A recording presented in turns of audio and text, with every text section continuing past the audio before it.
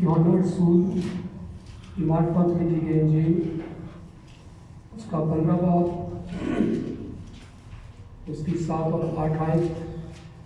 मैं बेटी शॉलर से दरख्वास्त करूँगा कि वो आकर आज की तिलावत हमसे शुरू करें।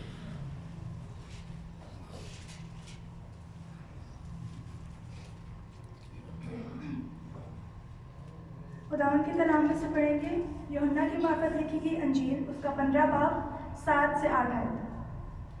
अगर तुम मुझ में कायम रहो और मेरी बातें तुम में कायम रहें तो जो चाहो मांगो वो तुम्हारे लिए हो जाएगा। मेरे बाप का जलाल इसी से होता है कि तुम बहुत सा फल लाओ, जब ही तुम मेरे शागिर्द ठहरोगे। खुदावंद के कलाम की पढ़े और उसके सुने जाने की उसकी पढ़े। जो कलाम का बीज बोया जाए हमारी जिंदगियों में 100 ग्राम फल लाने बन सके। सब खुदा की हज़ूरी को महसूस करें। खुदा पाक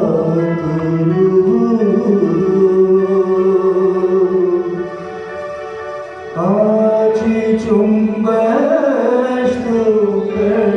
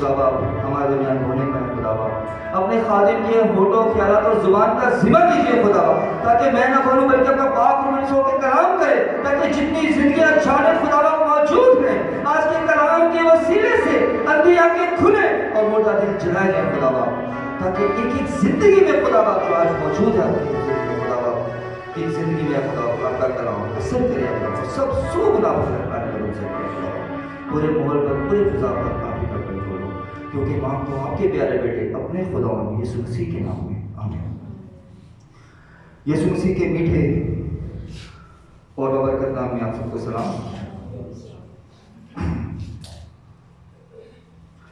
अजीजों, आपको याद है हमने टॉपिक का आगाज किया हुआ है द ब्लेसिंग्स ऑफ ओबीडियंस, फरमाबरदारी की बरकत। और आज हम हिस्सा 5 स्टार्ट करेंगे। आज हम पिछले दिनों 4 हिस्सों में बात कर चुके हैं। आज हम 5वें हिस्से को स्टार्ट करेंगे फरमाबरदारी की बरकत में। और जो आज भी हम एक अच्छे और जबरदस्त निताइज पर गौर करेंगे जो हमें खुदा की फरमाबरदारी करने से हमारी जिंदगी में हासिल होते हैं। अभी तक हमने जिन फरमाबरदारी की बरकत पर गौर किया था, जिसमें पहली बरकत की फरमाबरदारी के जरिए हम खुदा के दोस्त बन सकते हैं, दूसरी फरमाबरदारी के जरिए हम खुदा की मर्जी को जान सकते हैं, तीसरा फरमाबरदारी के जरिए हम अच्छा फल ला सकते हैं, चौथा फरमाबरदारी के जरिए हमें ताकत मिलती है कि हम मुसलसल फरमाबरदारी करें, पांचवा फरमाबरदारी के जरिए हमारा भला होगा, और छठी बात फरमाबरदारी के जरिए हमारी दुआओं का जवाब मिलता है। और अजीजों, आज भी हम अच्छे और जबरदस्त नताइज पर गौर करेंगे जो हमें खुदा की फरमाबरदारी करने से हमारी जिंदगी में हासिल होता है, और वो है 7वीं बात, फरमाबरदारी के जरिए बाप बेटे में जलाल पाता है। फरमाबरदारी के जरिए बाप बेटे में जलाल पाता है। जो तिलावत की गई, हम सवाल को दोबारा निकालेंगे, यूहन्ना 15 बाब और उसकी 7 से 8 है। अगर तुम मुझ में यहाँ पर लिखा है, अगर तुम मुझ में कायम रहो, आगे, और मेरी बातें तुम में कायम रहे, तो जो चाहो मांगो, तो जो चाहो मांगो वो तुम्हारे लिए हो जाएगा। वो तुम्हारे लिए हो जाएगा। आगे क्या लिखा है? 8 में है, मेरे बाप का जलाल कलाम कहता है मेरे बाप का जलाल इसी से होता है कि तुम बहुत सा फल कि तुम बहुत सा फल लो, जब भी तुम मेरे शागिर्द ठहरोगे, तभी तुम मेरे शागिर्द ठहरोगे। ये 8वीं आयत में जो बात लिखी है, मेरे बाप का जलाल, और जब इसी ब्लेसिंग पर गौर करने लगे फरमाबरदारी की बरकत में कि बेटे में, बाप बेटे में जलाल पाता है। अजीजों, यहां पर यूहन्ना 15 बाब और उसकी 7 से 8 आयत में यहां पर खुदावंद यीशु मसीह हमारे निजात दहिंदा हमें कुछ सिखा रहे हैं। वो सिखा रहे हैं कि अगर हम मसीह में कायम हैं, जिसमें हमारी फरमाबरदारी बहुत जरूरी है और हमारी दुआओं का हमें जवाब मिलता है, तो 8वीं आयत में हमें बात सिखाई जा रही है कि मेरे बाप का जलाल इसी से होगा। इसी से क्या होगा कि मेरे बाप का जलाल इसी से होता है? ये इसी से क्या मुराद है? मतलब यह है कि जब आप मसीह में कायम हैं, फरमाबरदारी करते हैं, जब आपकी दुआओं का जवाब मिलता है, तो बाप का क्या पाता है? जलाल पाता है। और 8वीं आयत में एक जुमला बताता है कि बाप क्यों जलाल पाता है। वो ये है कि कायम रहने, फरमाबरदारी करने और आपकी दुआओं का जवाब मिलने से आप ज्यादा फल लाते हैं। क्या लाते हैं? फल लेके आते हैं। इसीलिए खुदा बाप बेटे में क्या होता है? जलाल पाता है। अजीजों, याद रखें, खाली फरमाबरदारी से ही बाप जलाल नहीं पाता, बल्कि फरमाबरदारी हमें इस लायक बनाती है कि हम बहुत सा फल लेके आए, और जब हम फल लाते हैं तभी जब बाप क्या होता है? जलाल पाता है। अब अजीजों, सोचने की बात यह है कि फरमाबरदारी में हमें फल लाना क्यों जरूरी है? लोग तरह तरह से खुदा की फरमाबरदारी करते हैं, लेकिन फल को इंपॉर्टेंस दी गई है। फल लाना क्यों जरूरी है? अगर आप खुदा के फरमाबरदार हैं और आप कहते हैं कि आप खुदा यीशु मसीह के शागिर्द हैं, अब उसके बेटे या उसकी बेटियां हैं, तो फल लाना क्यों जरूरी है? अजीजों, फल जो है इस दुनिया में इस बात का सबूत है कि हम में मसीह की फितरत है। अगर हम फल नहीं लाते तो हम मसीही नहीं, और अगर हम फल लाते हैं तो इस दुनिया में वो सबूत है इस बात का कि आप में मसीह की फितरत है और आप मसीह के शागिर्द हैं। क्योंकि शागिर्दों को क्या हुक्म दिया गया? जाओ सारी खल्क के सामने इंजील की। यानी कि अगर हम में फल नहीं तो हम कुछ नहीं।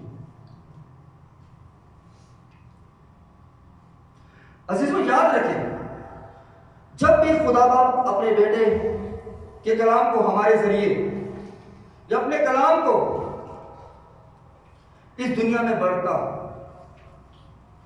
फैलता देखता है तो वो खुश होता है, और वो क्या होता है? जलाल होता है। और इस बात की वजाहत यूहन्ना 14 बाब की 13 आयत में, कि उसका जलाल बेटे के वसीले से जाहिर होता है।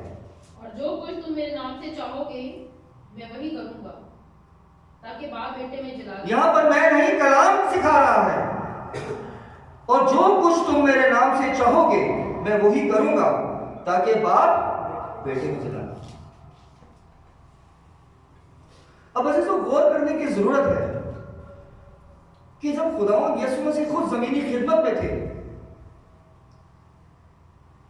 कि उनकी खिदमत से खुदा बाप ने कैसे जलाल पाया।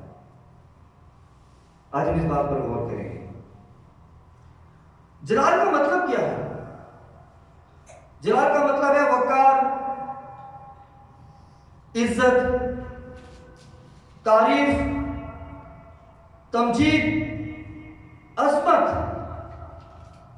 बुजुर्गी और बड़ाई। किस तरीके से खुदा को मिली, किस तरह से खुदा बाप को मिली यीशु मसीह की जमीनी खिदमत से। अजीजों, खुदा यीशु मसीह ने अपनी जमीनी खिदमत में अक्सर दूसरे लोगों को मुतासिर किया, तरगीब दी, आमादा किया कि लोग खुदा बाप की तमजीद करें। मतलब सारा जलाल खुदा बाप।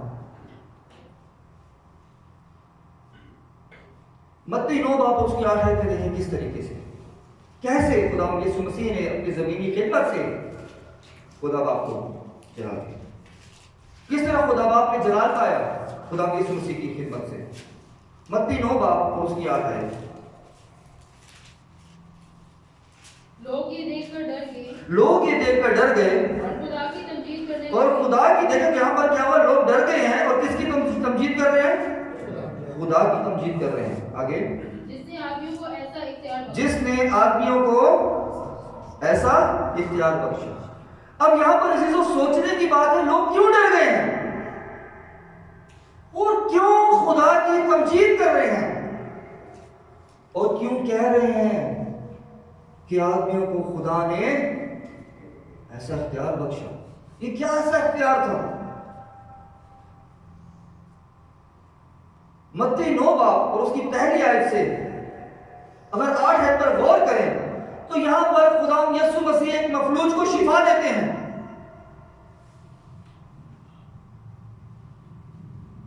लिखा है पहले तो फिर वो कश्ती पर चढ़कर पार गया और अपने शहर में आया, और देखो लोग एक मफलूज को चारपाई पर पड़ा हुआ उसके पास लाए। यीशु ने उनका ईमान देखकर मफलूज से कहा, बेटा खातिर जमा रख, तेरे गुनाह माफ हुए। यहां पर वो शिफा लेने के लिए आया है। खुदा यीशु मसीह क्या अल्फाज इस्तेमाल कर रहे हैं? खातिर जमा रख, तेरे गुनाह माफ हुए हैं। और यहां पर कुछ लोग थे जिन्होंने तनकीद की। लिखा, और देखो बास फकीहों ने अपने दिल में कहा, ये कुफर बकता है। यीशु ने उनके ख्याल मालूम करके कहा कि तुम क्यों अपने दिलों में बुरे ख्याल लाते हो? आसान क्या था, क्या है? ये कहना कि तेरे गुनाह माफ हुए, या ये कहना कि उठ और चल फिर। और इसके बाद लिखा है, लेकिन इसलिए कि तुम जान लो कि इब्ने आदम को जमीन पर गुनाह माफ करने का इख्तियार है। और आगे लिखा, उसने मफलूज से कहा, उठ, अपनी चारपाई उठा और अपने घर चला जा। और आगे क्या लिखा है? वो उठकर अपने घर चला गया। और इसके बाद क्या हुआ?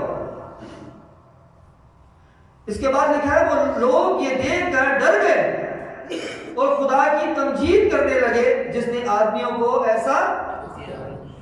देखिए, खुदा यीशु मसीह ने एक मौजज़ा किया, मफलूज को शिफा दी, और इससे जलाल किसने पाया? लोगों ने किसकी तमजीद की? खुदा की तमजीद की।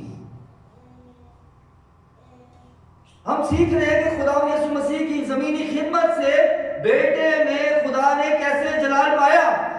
और जिसकी पहली मिसाल हम देखते हैं कि एक मफलूज को जो चारपाई पर लाया गया, इसको खुदा यीशु मसीह ने क्या कहा? तेरे गुनाह माफ हुए। और उसके बाद क्या कहा? उठ, अपनी चारपाई उठा, अपने घर चला। और इससे किसकी तमजीद हुई? खुदा। इस तरीके से खुदा यीशु मसीह ने आपको। आइए दूसरी बात पर गौर करें। लूका 17 बाब और उसकी 15 से 16 है।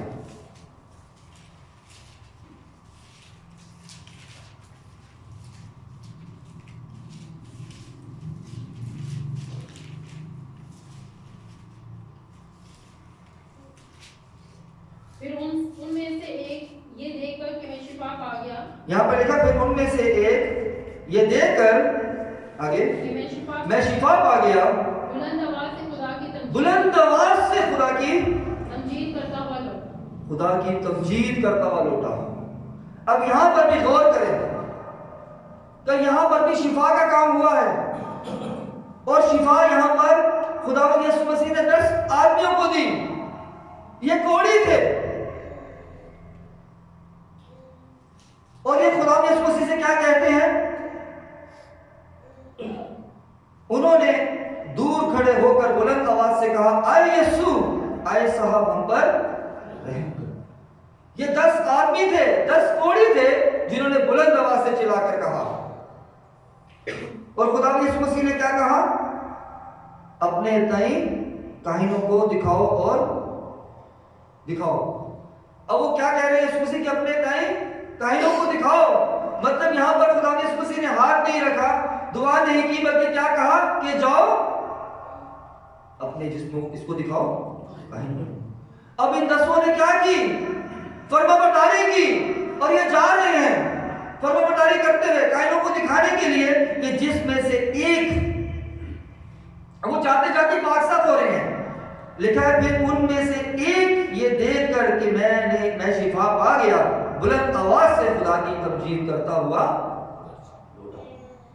यहां पर किसकी तमजीद हुई? काम किसने किया? यीशु मसीह ने। और तमजीद किसकी हुई? बाप की। आज जो फर्माबरदारी की बरकत में हम सीख रहे हैं कि फर्माबरदारी के जरिए बाप बेटे में जलाल पाता है। और हम सीख रहे हैं किस तरीके से खुदा यीशु मसीह की जमीनी खिदमत में बाप ने बेटे में जलाल पाया। यीशु मसीह ने यहां कोढ़ी को शिफा दी, लेकिन उसने बुलंद आवाज से किसका शुक्र किया? तमजीद की, खुदा की। और ये शख्स किधर का था? तीसरी मिसाल पर गौर करें। तीसरी जमीनी खिदमत के इसमें देखेंगे यूहन्ना 11 बाब उसकी 4 आयत।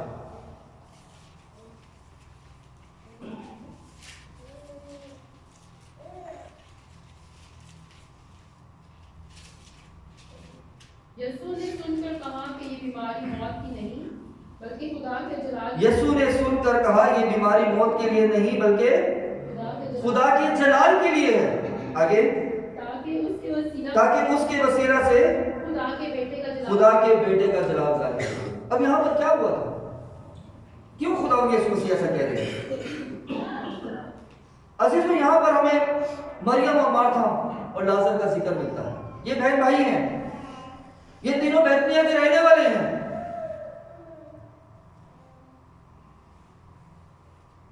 अब इनका जो मरियम और मार्था का भाई है, लाजर बहुत बीमार पड़ गया। अब ये यीशु मसीह को पैगाम भेजते हैं, क्या है खुदावंद, देख जिसे तू अजीज रखता है वो बीमार है। और इसे जो गौर करें तो ये तीनों जिंदगियां, ये वो हैं जिनसे खुदावंद यीशु मसीह बहुत प्यार करते थे, बहुत प्यार करते हैं।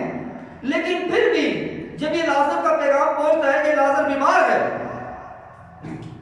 यीशु मसीह और 2 दिन वहां गुजारते हैं।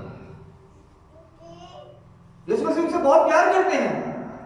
उसी वक्त वापस जा सकते थे, लेकिन वो नहीं गए, बल्कि वो 2 दिन और वहीं रुके जहां वो थे।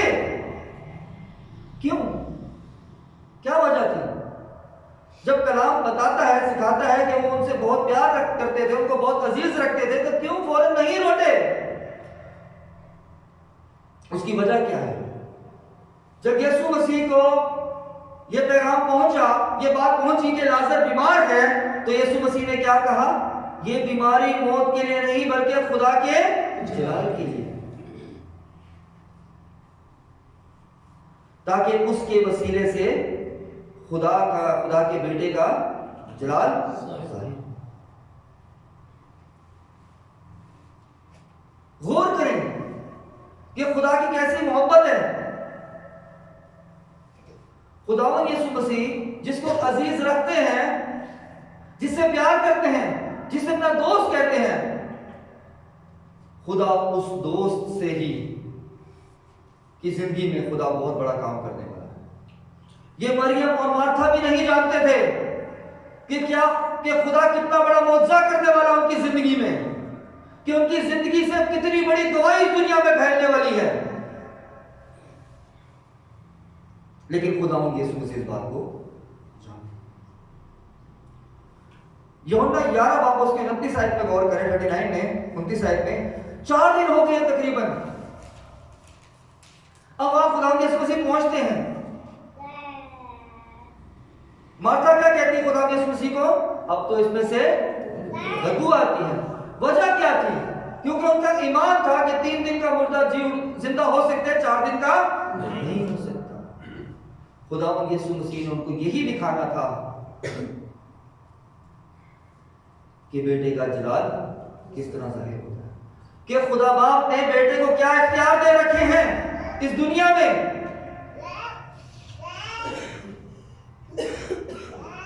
यूहन्ना 11 बाब उसकी 40 आयत पर गौर करें तो क्या लिखा है?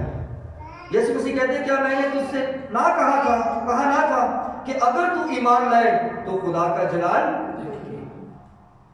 अगर तू ईमान लाए तो खुदा का जलाल देखेंगे। और वो क्या करते थे? खुदा यीशु मसीह पर ईमान रखते थे। उसके बाद क्या हुआ? पत्थर को कब्र से हटाया गया और खुदा यीशु मसीह ने क्या कहा? 11 बाब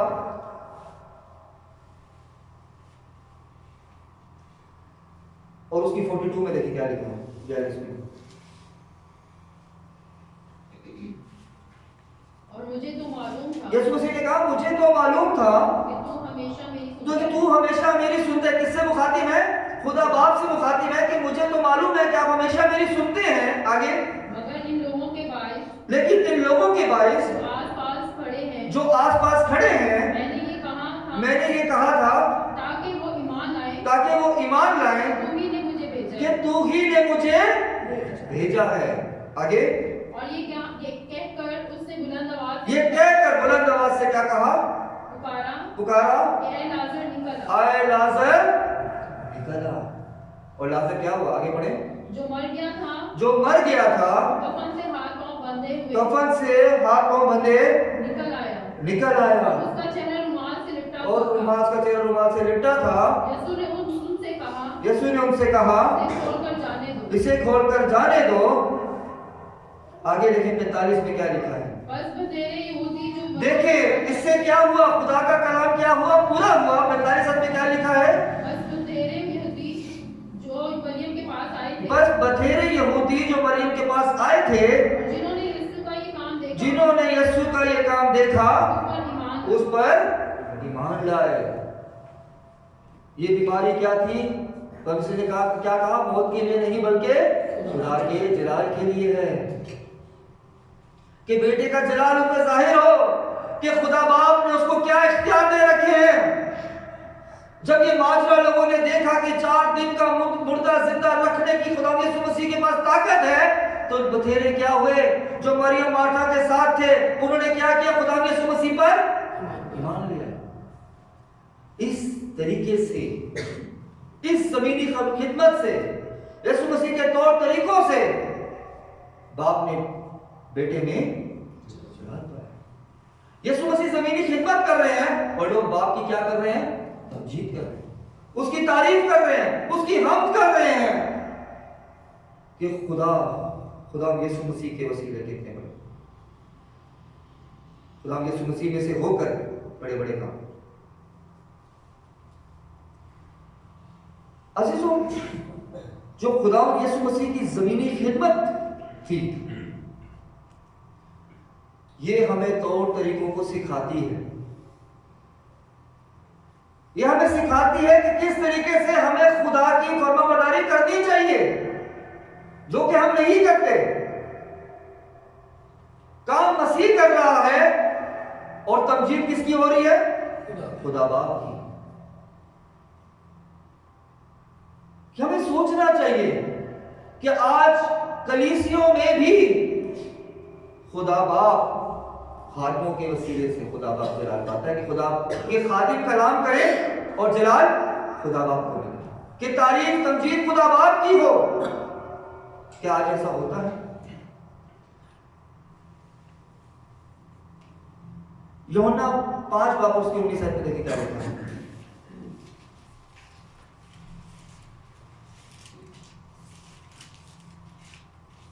वो शख्स फौरन तंदुरुस्त हो गया और अपनी चारदीवारी उठाकर चलने फिरने लगा।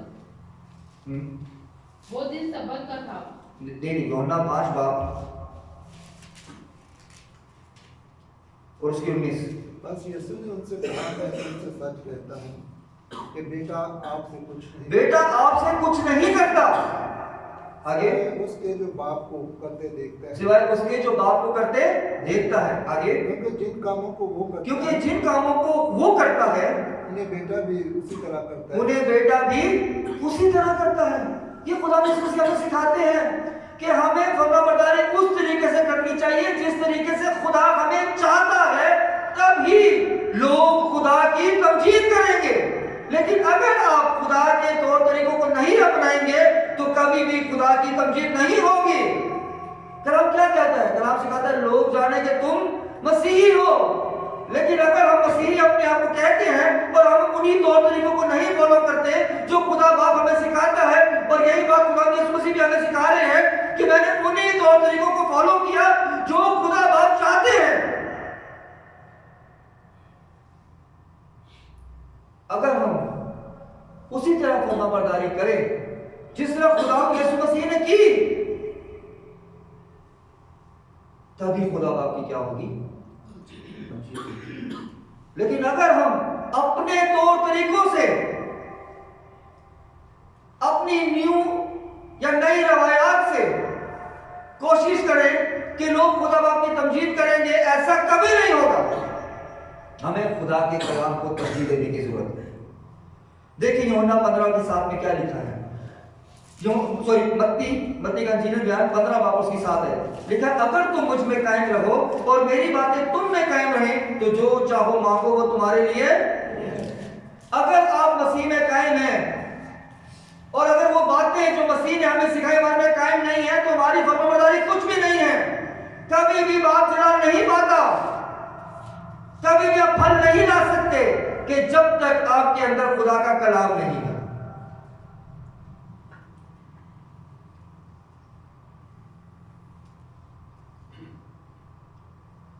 जब तक आप खुदा बाप के मकसद को पूरा नहीं करेंगे, लोग कभी भी खुदा की तमजीद। और बहुत लोग इस दुनिया में जो उन लोगों का इंतजार कर रहे हैं कि उन तक खुदा के लोग पहुंचे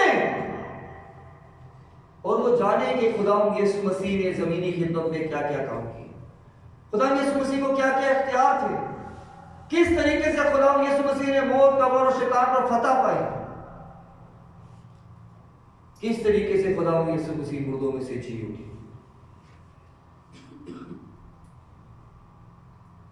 हम अपने तौर तरीके से खुदा की फरमाबरदारी लिखा, तब तुम मेरे शागिर्द ठहरोगे। कब? जब फल लाओगे फरमाबरदारी में। फल लाना बहुत जरूरी है, तभी तुम मेरे शागिर्द ठहरोगे। जब खुदा यीशु मसीह जमीनी खिदमत में थे तो क्या करते थे? लोग खुदा की तमजीद करते थे, खुदा की तारीफ करते थे, खुदा की हम करते थे, जिसमें खुदा बेटे में होकर क्या करता था? जलाल।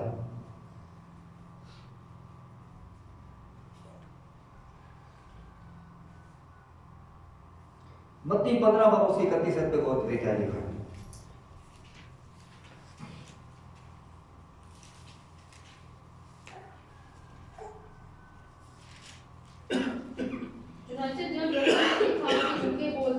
देखा है चुनाचे जब लोगों ने देखा कि गूंगे बोलते, टुंडे तंदुरुस्त और लंगड़े चलते फिरते और अंधे देखते हैं, तो ताज्जुब किया और इस्राएल के खुदा की। अब देखिए तमजीद किसकी हुई? यहाँ पे काम कौन कर रहा है? यीशु मसीह। और तमजीद किसकी हो रही है? आज भी ऐसे ही होता है।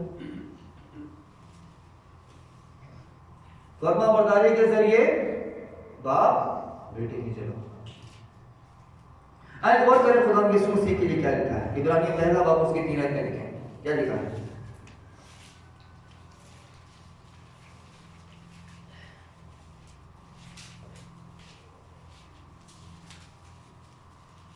इब्रानियों पहला बाब उसकी 3 आयत।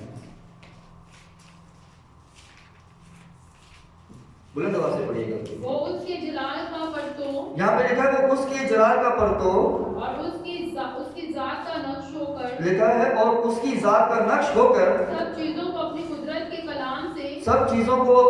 के कलाम से संभालता है, गुनाहों को धोकर, वो गुनाहों को धोकर आलमे बाला पर कुबिया की पर दहनी तरफ जा बैठा। ये किसके लिए लिखा है? खुदा यीशु मसीह के लिए। क्या लिखा है? वो उसके जलाल का परतो। उसके जलाल का परतो का क्या मतलब है? उसके मतलब खुदा के जलाल का परतो का मतलब है उसका अक्स। ये खुदा के जलाल का अक्स थे खुदा यीशु मसीह।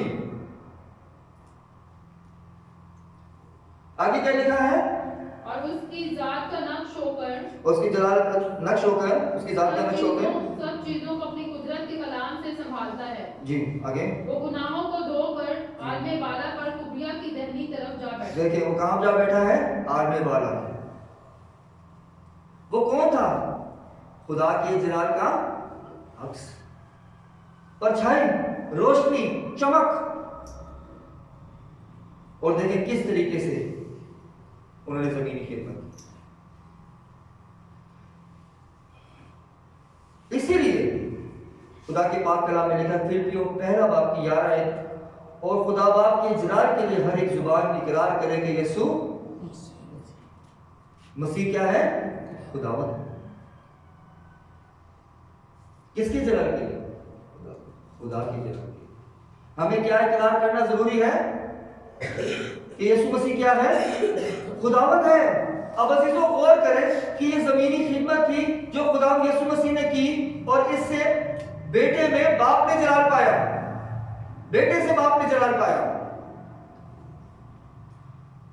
अब गौर करें आज के दौर में, कलीसिया के दौर में खुदा कैसे जलाल पाया। गौर करें।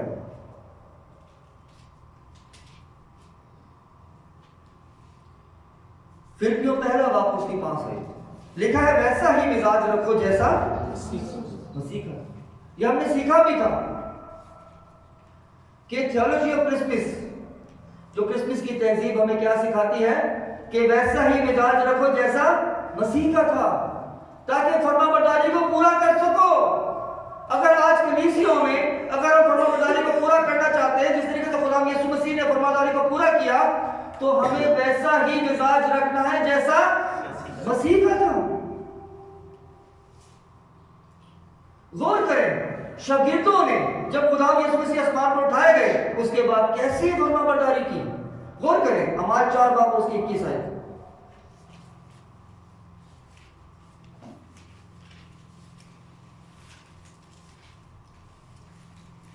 यीशु ने उससे कहा, ए औरत, मेरी बात को यकीन कर कि वो अमाल 4 बाब उसकी 21 आयत।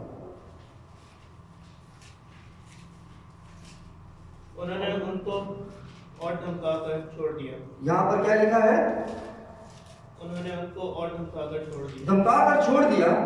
क्योंकि लोगों के सबब से उनको सजा देने का कोई मौका ना मिले। क्योंकि लोगों के सबब से उनको सजा देने का कोई मौका ना मिला। आगे, इसलिए कि सब लोग उस माजरे के सबब से इस माजरे के सबब से क्या करते थे?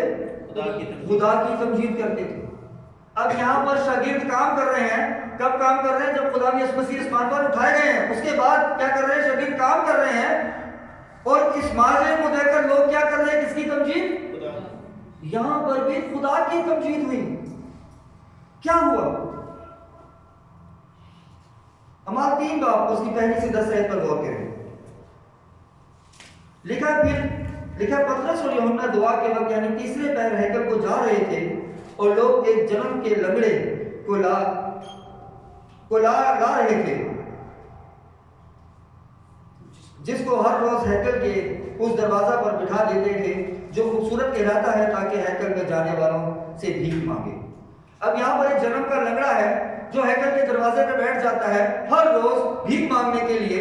जब उसने पतरस और यूहन्ना को हैकल में जाते देखा तो उनसे क्या की? भीख मांगी। क्या मांगी?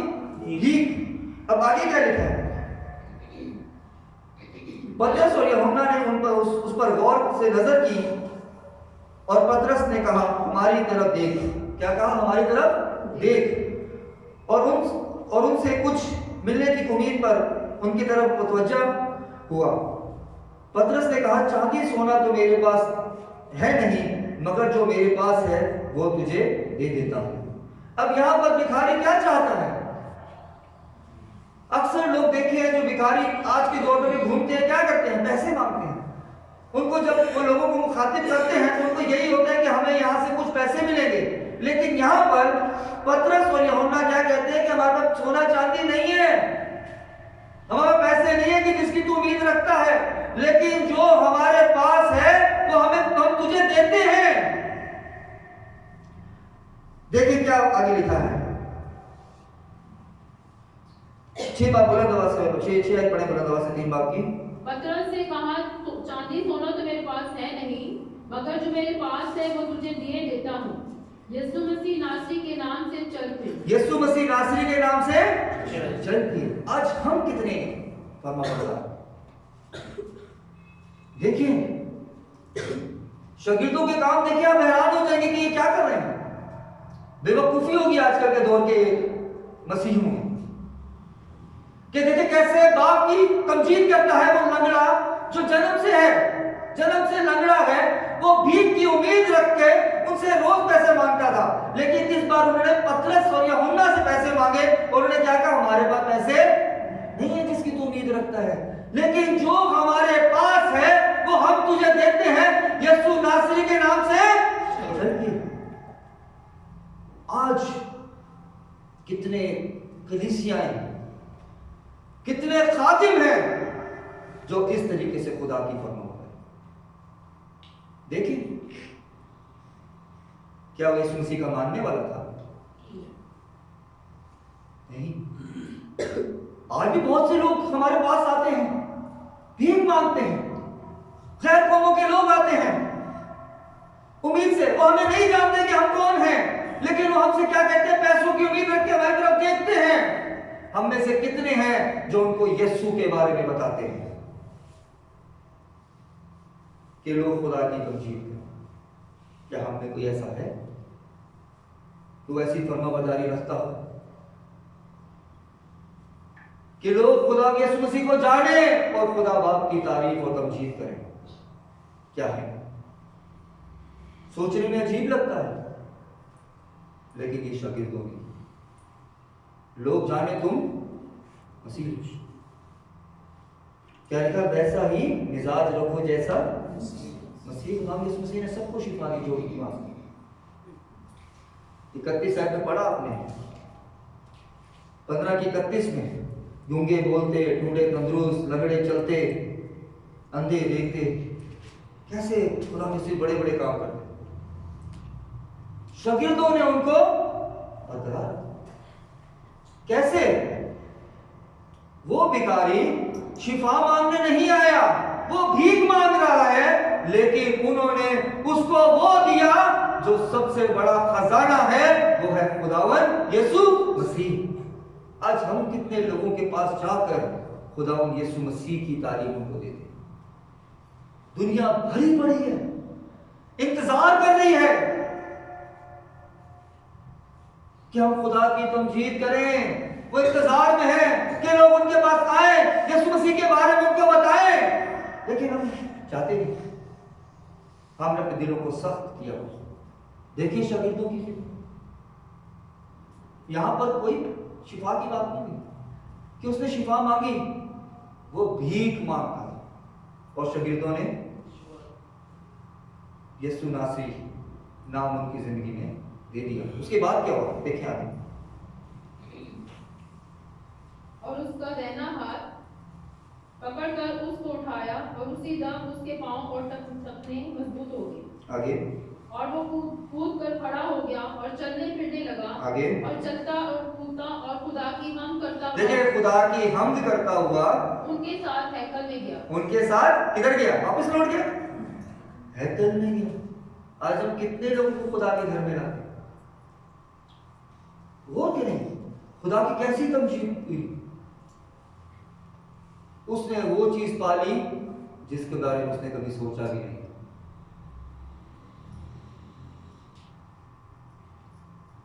हमें सोचना चाहिए कि हम क्या लोगों के पास जाते हैं, क्या हम फर्माबरदार हैं कि लोग खुदा की तमजीद करें हमें देख के। देखें दो शख्सियत पे, दो शख्सों पर कि बहुत बड़ी गवाही है हमारी जिंदगी में कि किस तरीके से खुदा की तमजीद हुई। आइए एक और कहानी पर गौर करें। अमर 11 बाब और उसके 18 है।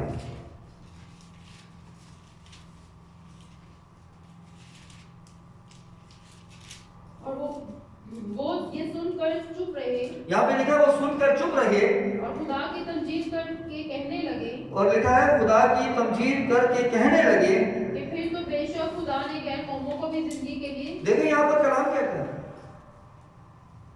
क्या कहता है? दोबारा पढ़ेंगे। फिर तो बेशक खुदा ने गैर कौमों को भी जिंदगी के लिए तौबा की तौफीक दी। जिंदगी के लिए तौबा की तौफीक दी। कैसी बात लिखी है। हम कितनी गैर कौमों में जाते हैं। देखिए यहां पर कौन चुप रहे, कौन खुदा की तमजीद कर रहे हैं और किन्होंने सुना। अमाल 10 बाब और उसकी पहली आयत में गौर करें तो यहां पर कोर्नेलियस नाम एक शख्स है। ये कैसरिया का शख्स है जो कि सूबेदार था,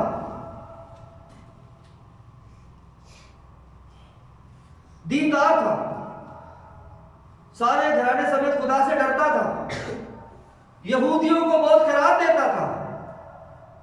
पर कॉर्नेलियस खुद खुदा यीशु मसीह को, बल्कि ये गैर कौमों में से था। बेशक यहूदियों को खराब देता था लेकिन ये मसीही नहीं था। ये गैर कौमों में से था और हर वक्त खुदा से डरता था लेकिन खुदा यीशु मसीह को नहीं जानता। वो यीशु मसीह के नाम से नावाकिफ था। अब खुदा का फरिश्ता कॉर्नेलियस को दिखाई देता है और उसे क्या कहता है? शमौन पतरस को अपने पास बुलवा। और शमौन पतरस पर भी खुदा का कलाम जाहिर होता है कि तुझे जो बुलाए तो उनके साथ बिना इम्तियाज चला जा।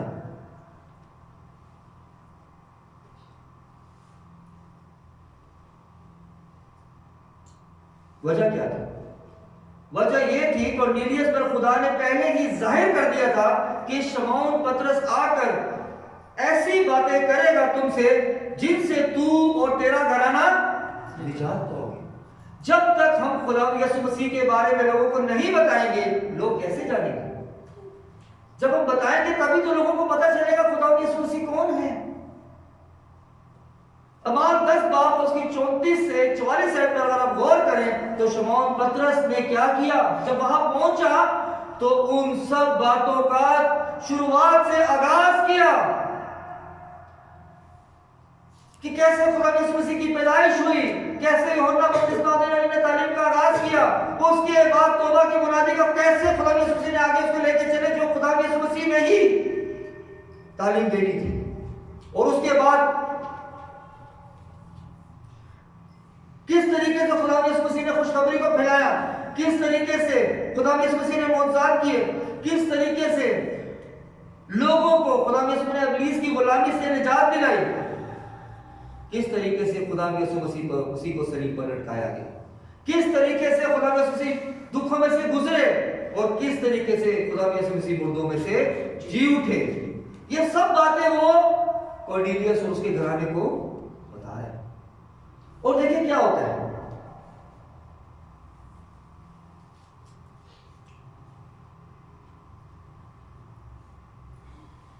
अमाल 10 बाब और उसकी 44 आयत में अब वो देखिए क्या कर रहा है। हम बल्कि 43 से स्टार्ट करेंगे।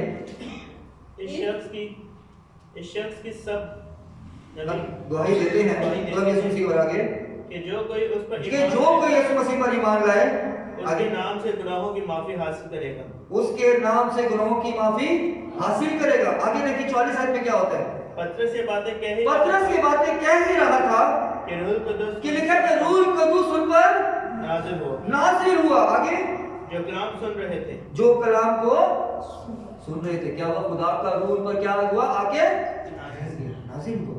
आगे क्या हुआ? और पतरस के साथ जितने मख्तून ईमानदार आए थे वो सब हैरान हुए कि गैर कौमों पर भी रूह कुदुस की बख्शिश जारी है। जब हम खुदा के कलाम को लोगों तक लेके जाते हैं तभी खुदा का रूह काम, क्योंकि खुदा का मकसद पूरा होता।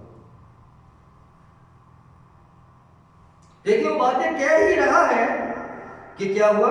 रूह कुदुस उन पर नाजिल हुआ। कौन? जो कलाम को सुन रहे थे। रूह कुदुस के नाजिल होने का मतलब यह है कि उन्होंने कलाम को कबूल किया और वो खुद क्या हुए। आगे देखिए क्या लिखा है।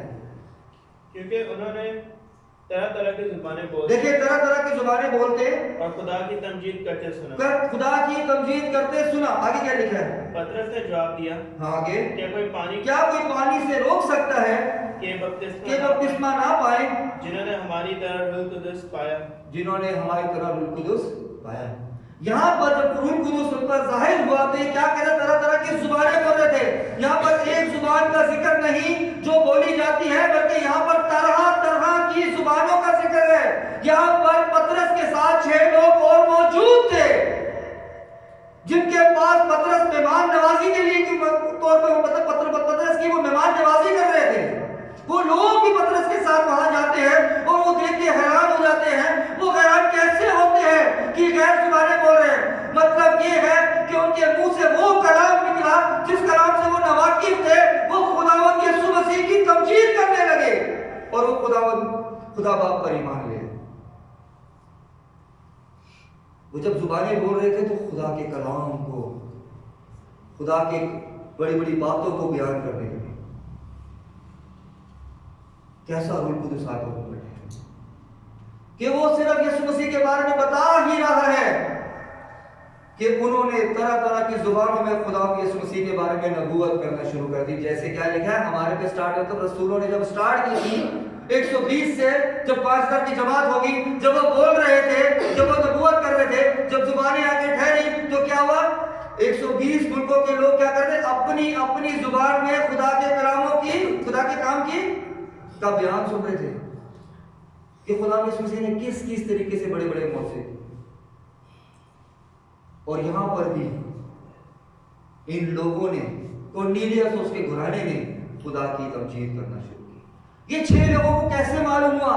मतलब ये है कि 6 लोगों ने अपनी जुबान में उनको समझा कि क्या वो बात कर रहे हैं और वो हैरान हो गए कि इनमें खुदा का रूह आ गया। तभी ये खुदा की तमजीद कर रहे हैं। क्या लिखा है? खुदा की तमजीद करते सुना। ये आज की तरह नहीं बोली जा रही, ये खुदा के कलाम के तरीके से गैर जुबानी बोली जा रही है कि यहां पर खुदा की तमजीद हो रही है। और एक जुबान का जिक्र नहीं लिखा, तरह तरह की लैंग्वेजेस में खुदा की तमजीद कर रहे थे। और ये 6 लोग, साथ में खुद शमौन पतरस उसको समझ रहा है कि वो किस तरीके से खुदा की तमजीद कर रहे हैं। किसी ट्रांसलेशन की जरूरत नहीं, बल्कि वो खुद समझ रहे थे कि क्या वो कलाम कर रहे हैं, वो खुदा की तमजीद करने लग गए। और फिर पतरस क्या बोल बैठा कि अब इनको पानी से कोई नहीं रोक सकता, वजह क्योंकि ये खुदा यीशु मसीह पे ईमान है। देखें ईमान, देखें कि जब शमौन पतरस वहां पहुंचा और जब खुदा यीशु मसीह के सारे कामों का बयान किया कि खुदा यीशु मसीह ने किस तरीके से खिदमत की, तो बेटे में बाप ने जला दिया। किसकी तमजीद की? खुदा की तमजीद करते सुना कि खुदा ने किस तरीके से अपने बेटे को दुनिया पर जाहिर किया और किस तरीके से बड़े बड़े काम किए।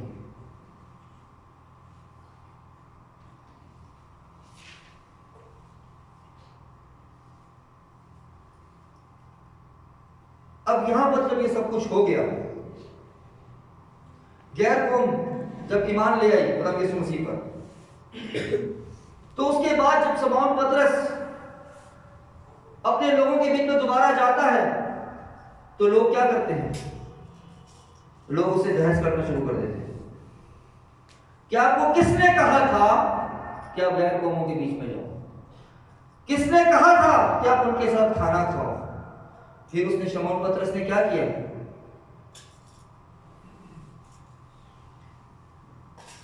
हमारे यहाँ पर उसकी पहली आयत में देखिए क्या लिखा है। और रसूलों और भाइयों ने, यहाँ पे लिखा है और रसूलों और भाइयों ने, जो यहूदिया में थे, जो यहूदिया में थे, गुनाह के गैर कौमों ने भी खुदा का कलाम कबूल किया। खुदा का कलाम कबूल किया। अब इन्होंने सुन तो लिया, लेकिन अब इनसे रहा नहीं जा रहा। अब जब पतरस इनके दरमियान पहुंचा, अमाल 11 बाब की 1 से 17 में गौर करें तो वो सब माजरा उसे बताता है, उन्हें बताता है। क्यों? क्योंकि वो उनसे बहस कर रहे थे कि आपको क्या जरूरत थी कि आप गैर कौमों के बीच में जाते और उनके साथ खाना खाते। लिखा जब पतरस यरूशलेम में आया तो मख्तून उससे ये बहस करने लगे कि तू नाम मख्तून के पास गया और उनके साथ खाना खाया। अब उसे बहस करने नहीं जाना चाहिए था, क्यों गया? फिर वो बताता है सारा माजरा कि ये मेरी तरफ से नहीं था, बल्कि ये खुदा की तरफ से था कि गैर कौमें भी किस पर ईमान लाए? खुदा यीशु मसीह पर। और जब खुदा यीशु मसीह के बारे में भी बता रहा है कि जब मैंने खुदा यीशु मसीह के बारे में गैर कौमों को बताया तो क्या हुआ? वो ईमान लाए। और किसकी तमजीद की? खुदा की। देखें क्या लिखा है 14 में, 11 की 14 में वो तुझसे ऐसी बातें लिखा है। ये बता रहा है यहूद ये उसको रसूलों को और भाइयों को बता रहा है कि खुदा यीशु मसीह ने पहले ही उन पर क्या जाहिर किया था, ये उनको पूरा माजरा बता रहा है। क्या लिखा है? वो तुझसे ऐसी बातें कहेगा जिनसे तू और तेरा सारा घराना निजात पाएगा। वो तुझसे ऐसी बातें कहेगा जिससे तू और तेरा घराना निजात पाएगा। क्या आज हम ऐसी बातें लोगों को बताते हैं कि जिससे वो शख्स जो कलीसिया में शामिल होता है वो और उसका घराना निजात पाए?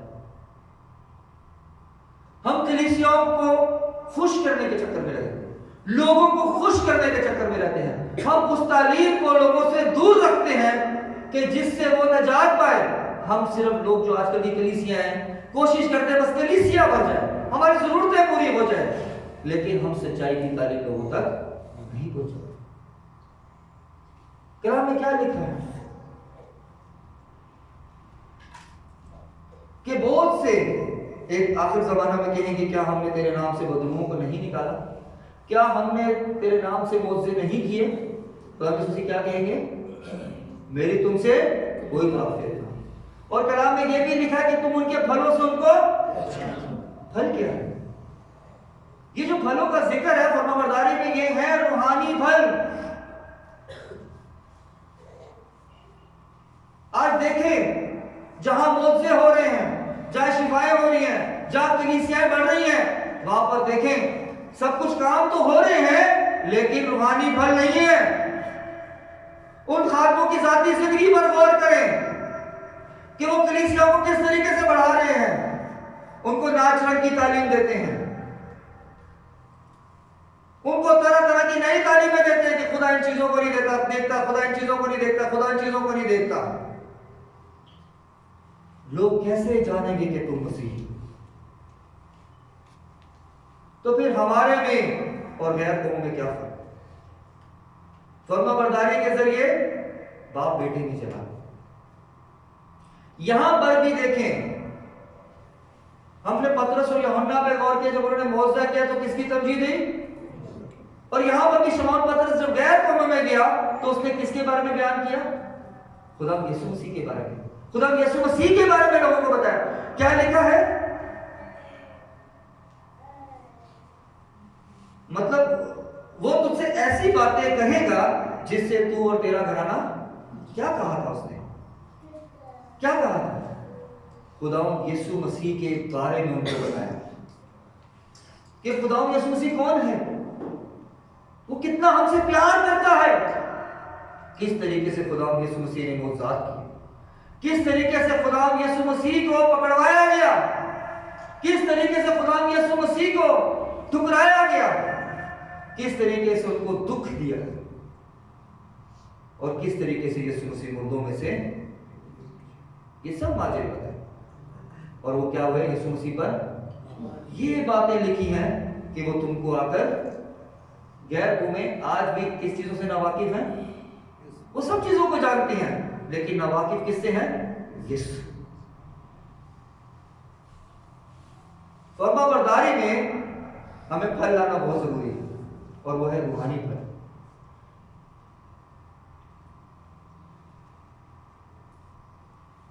अमाल पहले बाप की 18 पे गौर करें क्या लिखा है।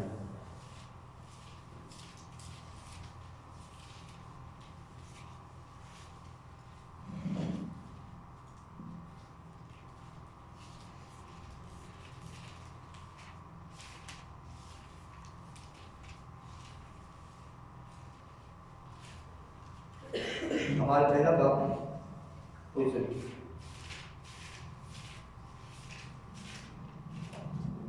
जी पहला बाप की 18 है।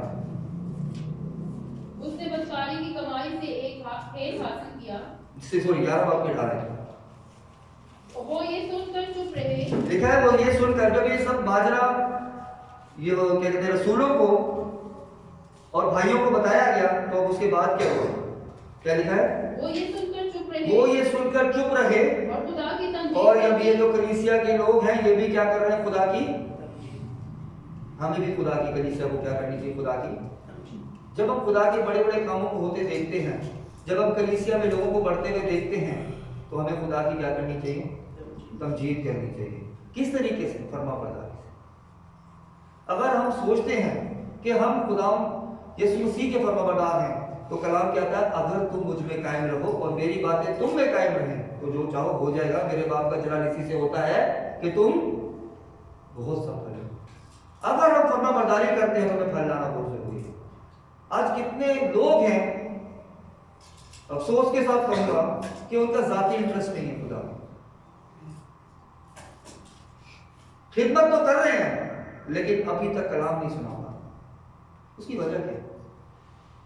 उसकी वजह ये जाती इंटरेस्ट नहीं है खुदा के साथ, लगन नहीं है खुदा के साथ, कनेक्शन नहीं है खुदा के साथ, और जुनून नहीं है खुदा की कि हम भी कुछ ऐसा करें कि लोग खुदा की, हमें क्या करना चाहिए? हमें करना चाहिए ऐसा जो लोग खुदा की तमजीद करें। हमें ऐसे काम करने चाहिए कि लोग अपनी जिंदगियों को तब्दील करें। अगर आप किसी जिंदगी को तब्दील करते हैं, खुदा की हजूरी में लाते हैं, लेकिन अगर फिर भी वो पुलिस की गुलामी में है, तो याद रखें आपने कोई फल नहीं, अब कुछ फल नहीं है। क्योंकि आज बहुत सी कलीसियां ऐसी हैं, भरी तो हैं, लेकिन देखिए लड़कों के कानों में बालियां, देखें लड़कों ने चोटियां बांधी की, अजीबोगरीब लोगों ने कपड़े पहने हुए हैं, और खादिम क्या कह रहा है? खुदा इन चीजों को नहीं देखता। आपकी पर्सनल लाइफ उस खुदा के साथ होनी चाहिए। ये खुदा की तालीम के खिलाफ है। कलाम में क्या लिखा है कि हमें खुदा की फरमाबरदारी में रूहानी फल लाना जरूरी है कि हम लोगों को खुदा के पास रहें कि वो निजात पाए। अगर हम खुदा के फरमाबरदार हैं तो याद रखें हमारी फरमाबरदारी ऐसी होनी चाहिए कि लोग जाने कि हम मसीही हैं, तब ही हम खुदा यीशु मसीह के शागिर्द ठहरेंगे। आपके कलाम के वसीले से खुदा